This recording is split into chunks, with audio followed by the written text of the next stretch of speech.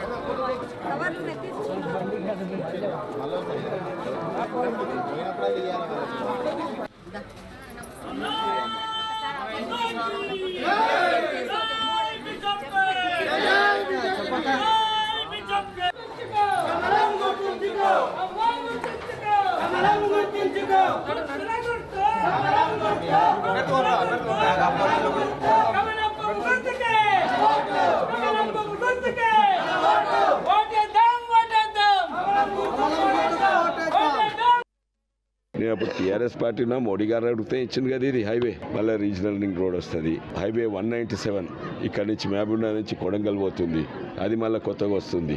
ఇవన్నీ ప్రతి ఒక్కటి ఈ పెద్ద పెద్దవి కాక చిన్న చిన్నవి కూడా రైతులకు ఇచ్చే ఆ బియ్యం అనుకోండి, ముద్రా లోన్స్ అనుకోండి, లైట్ బుగ్గలు అనుకోండి. ఎల్ఈడి లైట్ బుగ్గలు ఎన్నో ఏళ్ళు పెట్టలేదు, కొన్ని ఏళ్ళు పెట్టిండ్రు. కానీ అవి ఎవరు ఇచ్చిండ్రా? ఎల్ఈడి రాష్ట్ర ప్రభుత్వానికి ఎవరు ఇచ్చిండ్రు? ఇచ్చింది కేంద్ర ప్రభుత్వం ఇచ్చింది. రాష్ట్ర ప్రభుత్వం దగ్గర ముఖ్యమంత్రి గారు అన్నారు ఏమీ లేవు పైసలు.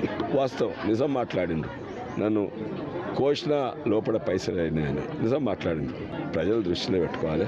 4-5 సార్లు కలెక్టర్ తోటి అందరూ ప్రభుత్వ అధికారులు అన్ని డిపార్ట్మెంట్లతో మీటింగ్ పెట్టిన, అట్టే మున్సిపల్ కమిషనర్లు వాళ్ళతో కూడా పెట్టిన. నేను అడిగిన తాండూరు, వికారాబాద్, పరిగిల మున్సిపాలిటీ నడుస్తున్నందుకు పైసలు ఎక్కువ వస్తాయి.